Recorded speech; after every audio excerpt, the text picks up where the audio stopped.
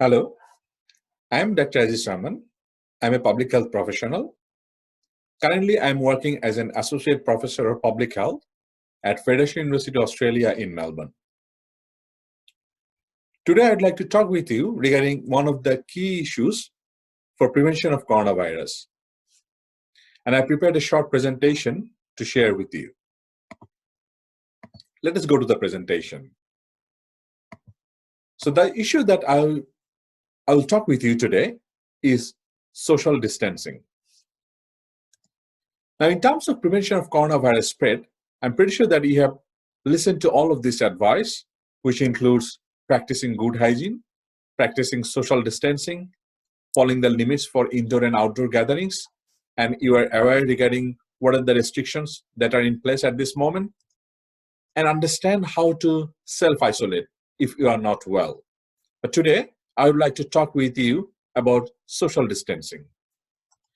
Now, what does social distancing mean? It means that we need to stay at home unless it is absolutely necessary to go out.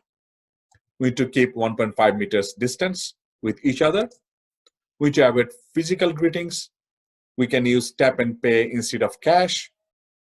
If we use public transport, we can travel at quiet times and avoid crowds. We need to avoid public gatherings and at-risk groups. And we also need to avoid indoor gatherings and at-risk groups.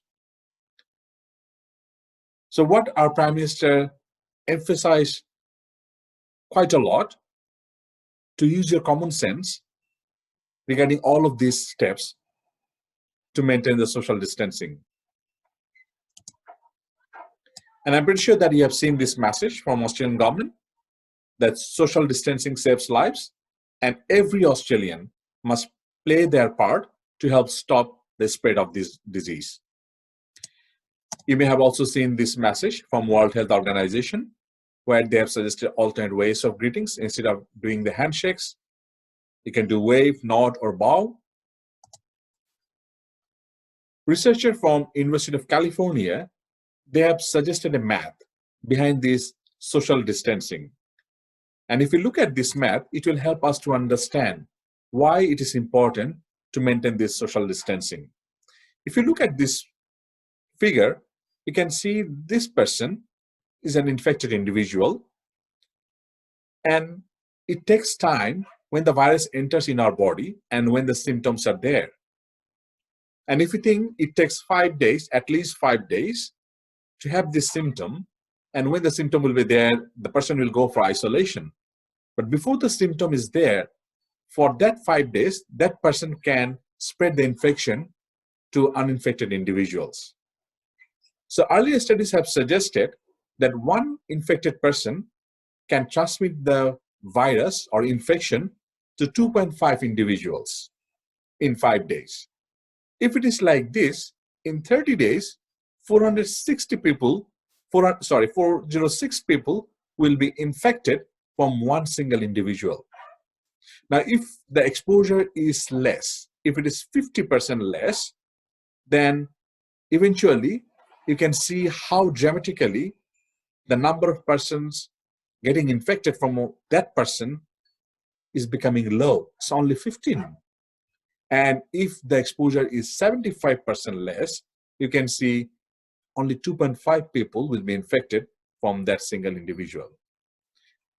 Therefore, social distancing does work, and we really need to put our highest emphasis on this. Now, regarding this coronavirus, I'm pretty sure that every day you are looking at the news and you're looking at the media report that it is spreading. It has already spread globally, and the number of cases are increasing. For the treatment of this coronavirus, there is no specific treatment at this moment. For the prevention of this disease, yes, vaccine development is in process, but accessing that vaccine, it will take another 18 months of time. So what can we do at this moment? The current focus is reducing the spread of this virus. And the most important way and the most effective way is to maintain this social distancing. Now, I'm pretty sure that you have also listened to that term that's called flattening the curve. What does that mean? If you look at this, every day in Australia and globally, the number of cases are increasing like this. So what do you want? We want to reduce the number so that the curve, instead of going there, it goes like this and then it goes down. And to do this, one of the key issues that we need to maintain is social distancing. If we maintain this, then the curve will be flattened and the number of severe cases will be reduced. Now, there is a challenge for this social distancing.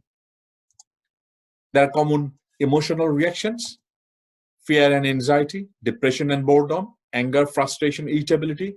It's really challenging. So there are some ways and some tips that I'm going to share with you.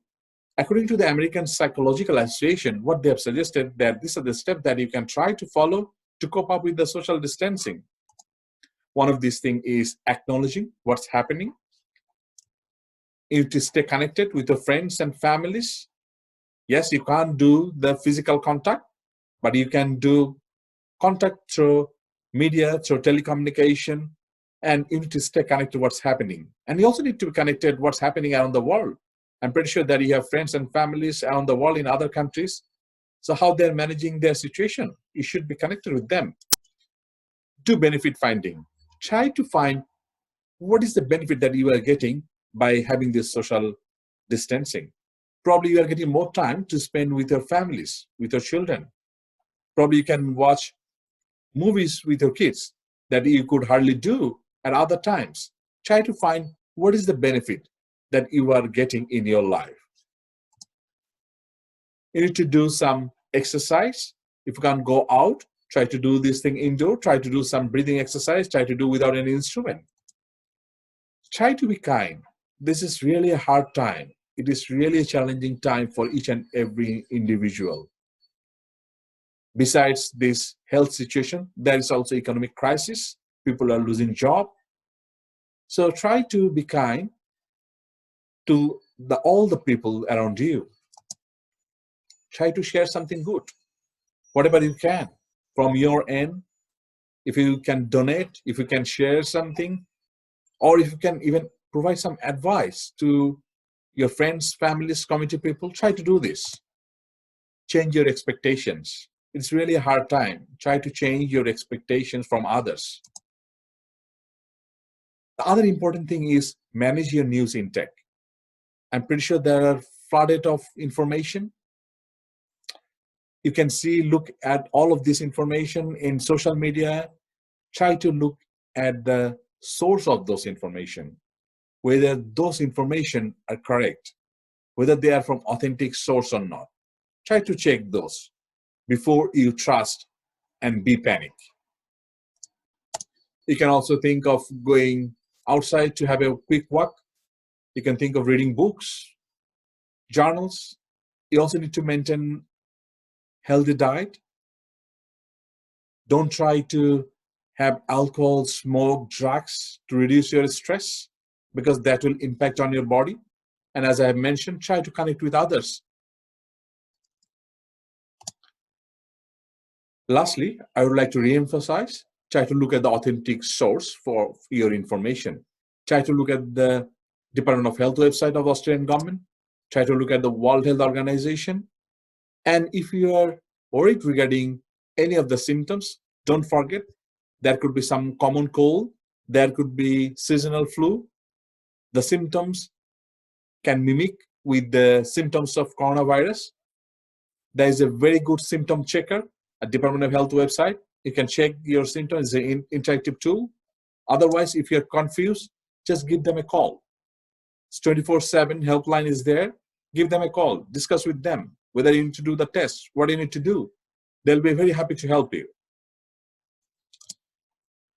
Finally, I would request you to maintain social distancing for yourself, your family, your friends, your neighbors, and for all of us. Stay safe and take care. If there's anything that I can help you with, do not hesitate to contact with me. I'll come back to you with other topic. Until then, take care and thanks for listening.